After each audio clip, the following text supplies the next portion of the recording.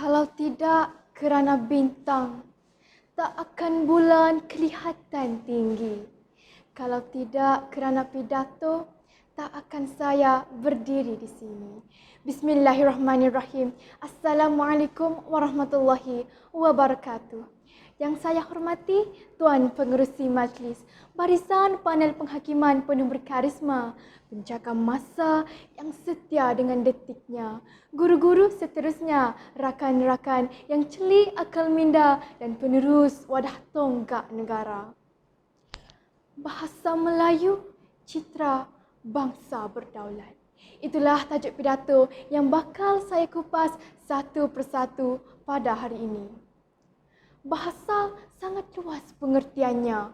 Bahasa tidak hanya merujuk kepada satu sistem linguistik semata-mata, tetapi bahasa juga citra budaya bangsa Malaysia dan fungsi bahasa itu sendiri sebagai alat perhubungan sosial dalam masyarakat.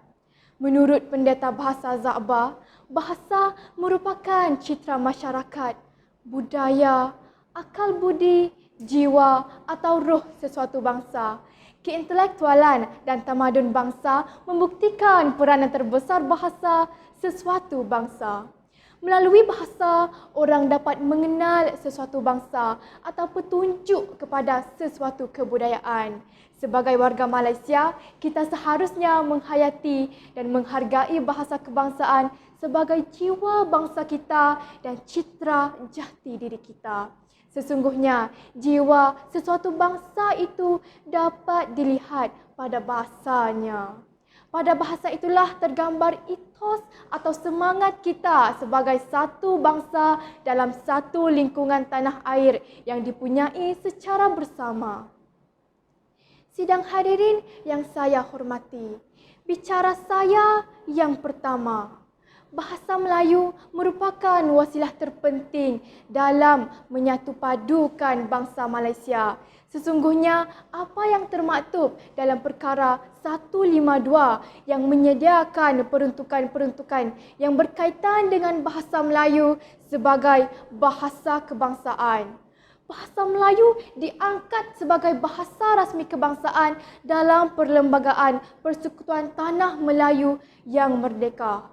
Bahasa Melayu bukan lagi menjadi milik tunggal pribumi Melayu, malah bahasa Melayu menjadi milik bersama seluruh warga negara Persekutuan Tanah Melayu.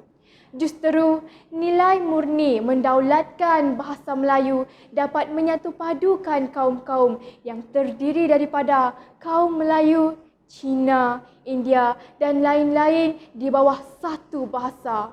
Cuba kita bayangkan bagaimana selepas hampir 55 tahun merdeka jika kaum Melayu hanya dengan bahasa Melayunya dan kaum Cina dengan bahasa Mandarin, Tionghoa ataupun Hokkiennya dan kaum India pula dengan bahasa Tamilnya sahaja.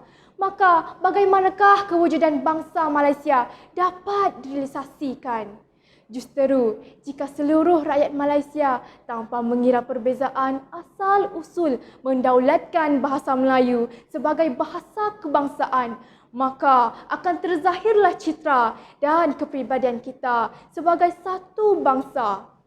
Sebaliknya, jika kita mendaulatkan bahasa-bahasa asing, akan terpancarlah jati diri asing. Lantas akan terencatlah pembentukan jati diri kita sebagai bangsa satu Malaysia. Ayuh, marilah kita berbahasakan Melayu sebagai bahasa kebangsaan. Hadirin hadirat sekalian, bicara saya yang kedua. Bahasa Melayu menjadi pemancu ke arah kemajuan bangsa. Sesungguhnya, untuk mewujudkan satu bangsa itu bukanlah mudah. Suka saya tegaskan di sini, dalam konteks pembinaan bangsa Malaysia dan pemajuan negara menurut acuan kemalaysiaan sendiri, pendaulatan hanyalah kepada bahasa kebangsaan, bukannya bahasa-bahasa asing. Walaupun kita mempelajari bahasa asing sebagai bahasa global, namun kita tidak seharusnya membiarkan jiwa dan pemikiran kita dikuasai oleh bahasa asing. Cuba kita teladani kejayaan pembentukan negara bangsa Jepun, Korea, negara bangsa di benua Eropah dan Amerika Syarikat. Mereka terbukti telah berupaya memodenkan negara sekaligus membina bangsa dengan mendaulatkan bahasa kebangsaan negara bangsa masing-masing. Nah, sewajarnya kita menjadikan bahasa Melayu sebagai bahasa ilmu, teknologi dan peradaban moden. Justeru akan tercapailah gagasan pemajuan negara dan pembinaan bangsa Malaysia. Jika kita sebagai rakyat Malaysia tidak mendaulatkan bahasa kebangsaan kita, siapa lagi? Inilah prinsip umbi yang seharusnya kita junjung jika kita benar-benar serius untuk mewujudkan bangsa Malaysia. Bak kata pepatah, di mana bumi dipijak, di situ langit dicunjung. Seterusnya, izinkan saya meneruskan bicara saya yang ketiga. Bahasa adalah penanda identiti atau jati diri sesuatu bangsa. Tetapi malangnya, dewasa kini kita dapat lihat bangsa kita sendiri telah memusnahkan kesantunan bahasa Melayu itu dengan pelbagai aspek yang tidak bermoral. Kesannya bagaimana untuk kita memartabatkan bangsa kita, bagaimana untuk dunia memandang tinggi bangsa kita, jika kita sendiri tidak tahu menghargai keunikan dan keindahannya. Pembudayaan bahasa Melayu harus nyata. Di Plaza Tol Rebulaya kini terdapat bahasa tanda yang berbunyi lorong touch and go. Bahasa apa ini? Inilah dia bahasa rojak rasmi. Inilah yang dikatakan pandai meniru tetapi tidak menuras.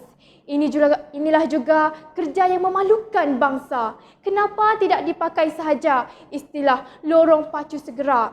Sudahkah kita betul-betul menggeledah kamus bahasa ibunda kita? Sebelum sewenang-wenangnya menggunakan touch and go, jika tiada azam perjuangan yang kental untuk menggunakan bahasa sendiri, lantaran istilahnya cukup dalam bahasa sendiri, kita juga nanti akan dipanggil bangsa touch and go. Tepuk dada, tanya selera. Sudah sampai masanya semua pengiklanan dalam negara menggunakan bahasa Melayu dengan betul daripada aspek hukum nahu bahasa Melayu.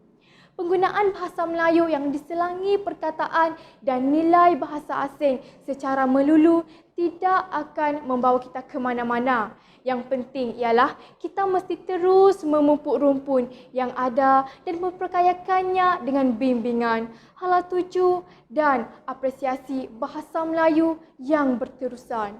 Bahasa Melayu yang baik akan memartabatkan bangsa Malaysia. Kesimpulannya, bahasa yang kita martabatkan itulah yang akan membentuk jiwa kita sebagai satu bangsa. Sekiranya bahasa kita yang memartabatkan adalah bahasa kebangsaan, maka akan terpancarlah dari bangsa kita ialah jiwa kebangsaannya. Jika kita sentiasa memandang tinggi kepada bahasa kebangsaan kita, bersinarlah jiwa kebangsaan kita dan berjayalah pembentukan jati diri kita sebagai bangsa yang bermaruah. Bahasa itu citra sesuatu bangsa. Akhir kata, yang kuri itu kundi, yang merah itu saga, yang baik itu budi, yang indah itu bahasa. Sekian, wabillahi taufiq wal hidayah. Wassalamualaikum warahmatullahi wabarakatuh.